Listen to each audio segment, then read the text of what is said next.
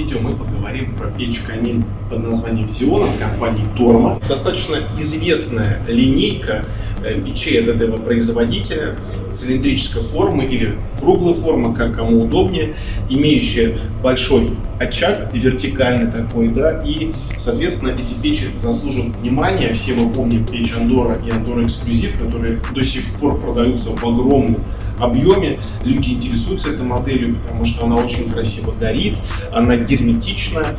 И самое важное, что со временем в целом люди также, которые попользовались год, 2, 3, 4, 5 и так далее, тоже высказывают исключительно положительный отзыв. То есть она уже такая проверенная временем и вызывающая уважение и все остальное.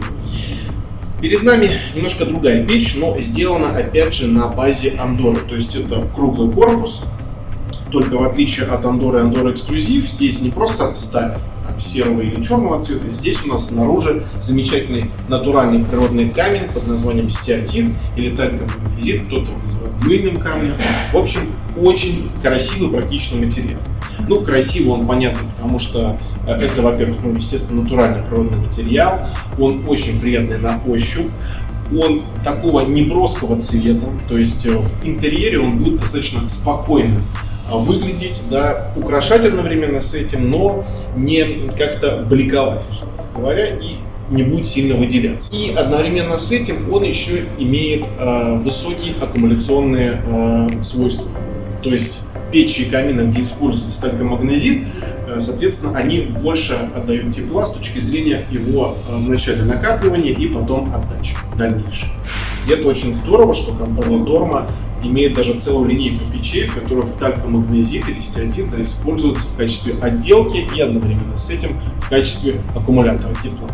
Кроме этого, в эту конкретную модель мы можем установить и специальные камни, аккумулирующие, вот как они выглядят.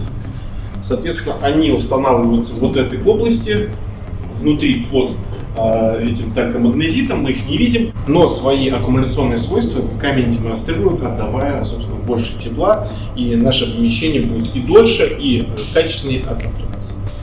Но даже если вы камень не установите, эта печь за счет облицовки тоже способна аккумулировать и отдавать тепло достаточно длительное время. Плюс стоит отметить, что это не только у нас инфракрасное излучение от обзорного стекла и от талькомагнезита, у нас еще здесь и конвекция достаточно серьезная, потому что внутри корпус у нас полый, и по бокам у нас достаточно серьезные конвекционные кожухи, через которые у нас будет в помещение попадать воздух. Он у нас заходит сзади, достаточно большой карман для его входа, и сверху у нас есть на печи специальное отверстие, через которое этот воздух будет выходить. Одновременно с этим у нас даже есть специальный рычаг сзади, который может перекрывать потоки конвекционного воздуха. То есть, если наше помещение уже хорошо нагрелось и в нем комфортно находиться, то, соответственно, какой-то необходимости в этой конвекции уже нету, и мы перекрываем этот выход воздуха, и, соответственно, у нас только, например, огонь в камине, и мы радуемся и получаем дикое удовольствие от этой замечательной картины. Вся фронтальная часть печи, практически вся, состоит из, собственно, витрокерамического обзорного стекла. В данном случае эта витрокерамика еще с шелкографией, то есть у нас такие затемнения по контуру, очень красиво смотрится. Металла здесь минимум, то есть только тот металл, который мы с вами можем видеть. Фактически стекло вставлено в оправу, то есть у нас металлическая полоска тоненькая вот здесь и тоненькая здесь. Но одновременно с этим у нас корпус самой дверцы усилен стальными такими пластинами солидной толщины, как сверху, так и снизу. То есть это не просто, знаете, какая-то там дверца от недорогой печи, это серьезный отопительный прибор, это серьезная печь, которая стоит своих денег, да, и здесь все сделано на уровне. То есть ты смотришь, и действительно надежно, все здорово сделано. Внутри, кстати говоря, у нас очень качественный уплотнительный шнур. Он у нас по всему, естественно говоря, периметру. Зольный отсек у нас имеет даже дополнительный шнур, потому что печи вот этой серии, они, как я уже сказал, известны своим красивым горением. Чтобы печь у нас красиво горела, у нас в первую очередь должна быть высокая герметичность прибора. Если у нас какие-то есть несанкционированные, так сказать, подхода воздуха, да, по периметру дверцы или где-то около зольника, уже не будет так эффектно наш прибор гореть, и одновременно с этим еще будет коптиться в этих местах стекло. Чтобы этого не было, как раз таки производители, которые заботятся о красоте огня и о качестве работы своих агрегатов, они как раз таки уделяют должное внимание изоляционным шнурам, которые у нас прокладываются внутри. Следующий момент – это ручка. Ручка у нас снаружи отделана кожей. И вы знаете, в начале, когда только вот такие модели стали выходить, все думали, а зачем производители используют кожу для отделки этих ручек, да, потому что есть там силикон и так далее. Но, во-первых, кожа это необычно, то есть ты дотрагиваешься до этого материала и понимаешь, да, это что-то не резина. Во-вторых, кожа, она, ну, как я уже сказал, тактильно приятна, она вызывает удивление такое приятное, когда ты, собственно, дотрагиваешься, да, до нее. А, как мы понимаем, дверцу мы будем открывать очень часто. И, в-третьих, она, собственно говоря, достаточно сильно не позволяет нагреваться этой самой ручкой. То есть, условно говоря, я уже даже проверял на печах, где кожей отделана ручка, эти печи действительно можно открывать голой рукой. Обязательно хочу такой дисклеймер сделать, да, что, друзья, естественно, когда печь у нас топится, нужно делать перчатки. Но я, как говорится, на свой страх и риск в процессе обзоров могу открывать приборы, которые горят, голыми руками, за ручку, да, держась, и могу сказать, что кожа действительно не нагревается так сильно, вполне себе я открываю. Но опять же, перчатки обязательно. Еще очень важный момент – это фиксация дверцы относительно корпуса. В нашем случае у нас два уровня фиксации, это сверху и снизу. Таким образом, мы, по сути, полностью исключаем какую-то возможность перекоса дверцы в процессе закрытия, и, соответственно, это эстетика, это надежность, это, опять же, герметичность. То есть у нас дверца закрывается ровно в тех местах, где она, собственно, инженерами компании Torma продуманы, вот эти места фиксации, места прижатия дверцы, чтобы у нас все было симметрично, петли и, соответственно, вот эти вот места стыка и закрытия. Достаточно все, естественно, плотно и надежно, то есть никаких люфтов у нас нету, все очень качественно сделано, очень удобная ручка, максимально понятно и все очень здорово сделано. Открываем дверцу. Что мы с вами видим? Мы с вами видим специальный козырек, через который происходит очень качественный обдув стекла. Соответственно, у нас стекло очень большое, то есть его высота большая. И для того, чтобы оно полностью обдувалось воздушным потоком и чтобы функция, так называемое чистое стекло, работала, вот у компании Torma реализован большой такой козырек под градусом, который установлен. И опять же он полностью по всей ширине стекла.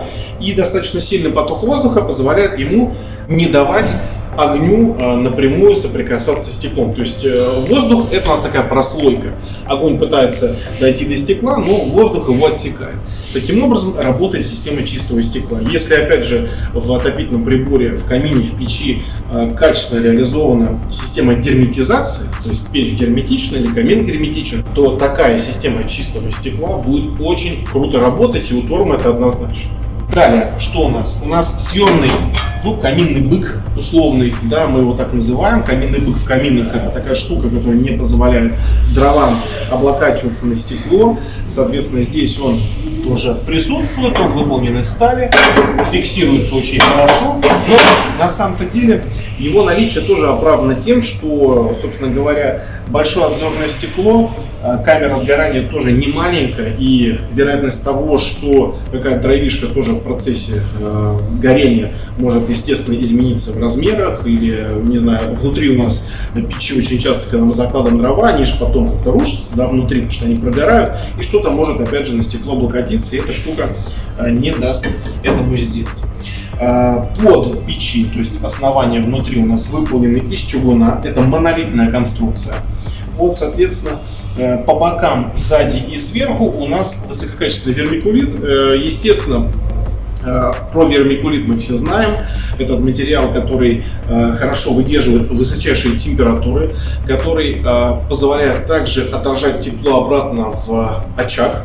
Соответственно, внутри каминной топки у нас повышается температура, от этого у нас лучше горят дрова, то есть более физическое сгорание дров, оно более качественное. Соответственно, это как и для экологичности положительный момент, и, собственно, для КПД печи или камина в том числе. Вот. И у нас даже каминный зуб выполнен из очень толстого вермикулита. У нас есть зольник, вот так вот он выглядит.